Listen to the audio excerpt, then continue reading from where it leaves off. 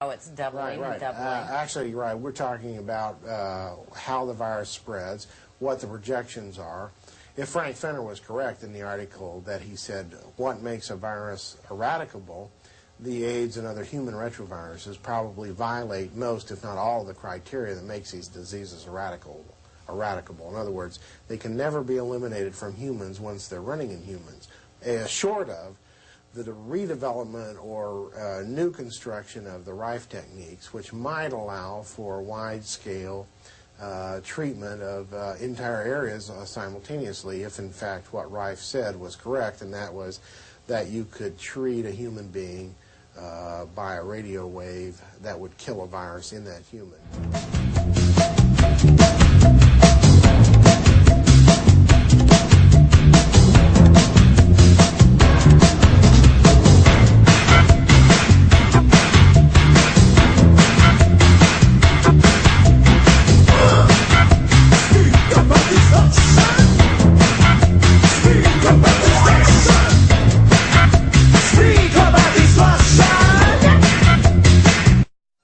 Now, what kinds of treatment? Is there any hope at all?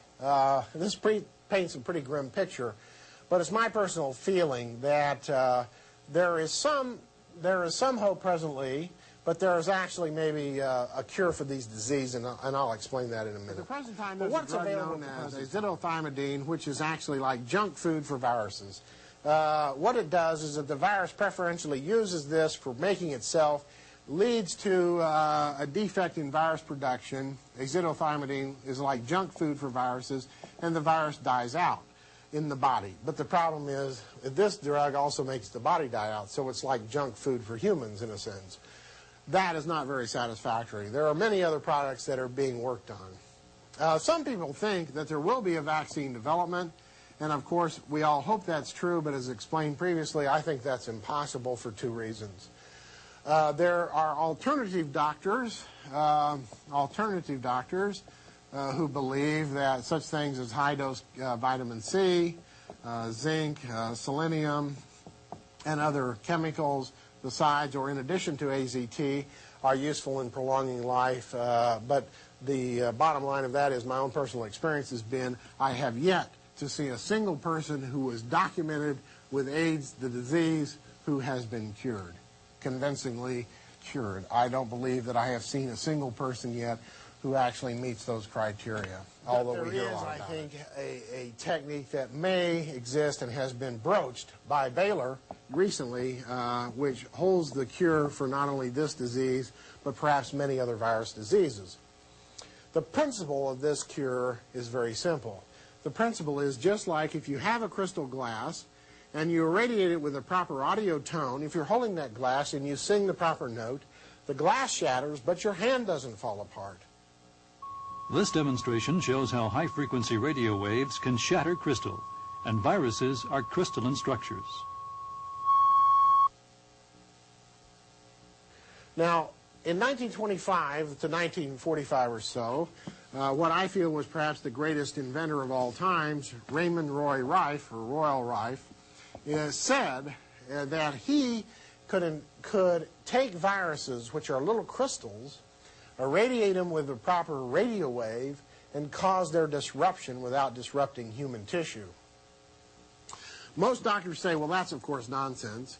And you say, well, doctor, you don't think that we can destroy viruses with light or shake them to death? And they say no. And then you say, well, doctor, what kind of techniques do you use in your laboratory to kill viruses when they're blown out your hoods where you're experimenting? And what they use is ultraviolet lights. And what's UV light? That is nothing more than electromagnetic radiation of the proper wavelength.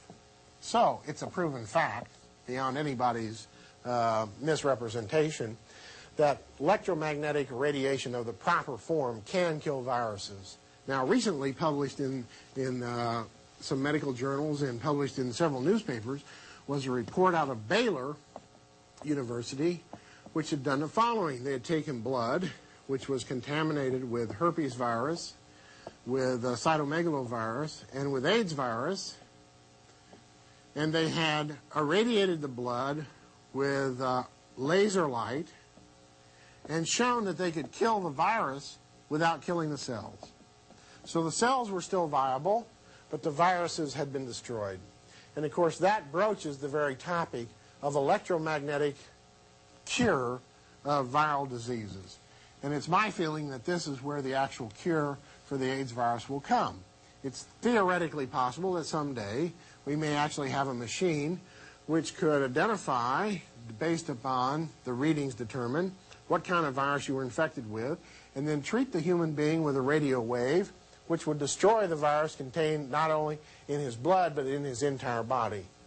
If that, in fact, proves to be the case, I think that is the way that AIDS and other so-called human retroviruses, which in my opinion are nothing more than animal retroviruses now running in humans, can be not only cured, but eradicated from the world throughout. Now, why was Rife able to do these sort of magical things that he says that he could do? He may have been able to actually see the viruses. Rife was a master machinist, and he says that he invented a microscope with which he could actually view viruses in the living state. He says that the microscope had a magnification of 70 to 100,000 times in living tissue. Now, I don't know if Rife actually invented this machine and could view viruses in the living tissue, but I know that these machines actually exist. None of them are presently in working order, but if they in fact existed, and if in fact what Rife said is correct, that he could view viruses in the living state, of course, he may have been able then to determine what he called the mortal oscillatory rate, which was the frequency at which he would irradiate the virus or other bacteria to kill it. He called it an MOR, mortal oscillatory rate. And he says that in viewing them, he would irradiate these viruses with basically monochromatic light, which we today would think of as laser light. The virus would light up in a sense. It would absorb energy and emit energy. He could see them. And then by increasing the amplitude of the energy into the virus, that he could cause the virus to disrupt.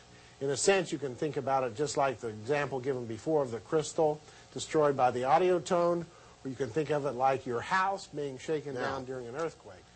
In summary, then, what have we got here? I've given you today the fact that the virus, I think, the AIDS virus pandemic, was not only present today, but predicted as far back as 1966 by McFarland Burnett and by Clemenson, who said, you better get ready for walking down the street and getting hit with a virus that causes leukemia or something else, just as we have. The fact that the virus may have been produced by crossing bovine leukemia virus and Visna virus to produce bovine Visna virus and adapted to grow in humans by growth in human tissue. The fact that the WHO in 1972 wrote an article that said, let's make a T-cell destroying virus. So they crossed the T-trophic virus with the great destroyer of Visna to make a T-cell destroyer.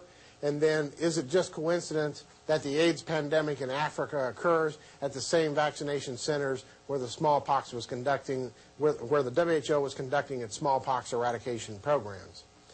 What are the myths of AIDS? AIDS is a homosexual disease is obviously a myth, that it's going to have a very short incubation period, that it came from African green monkeys, that it's going to die out in heterosexuals, that it's no problem, et cetera, et cetera. All these things I call the myth information of AIDS, and I've covered all that.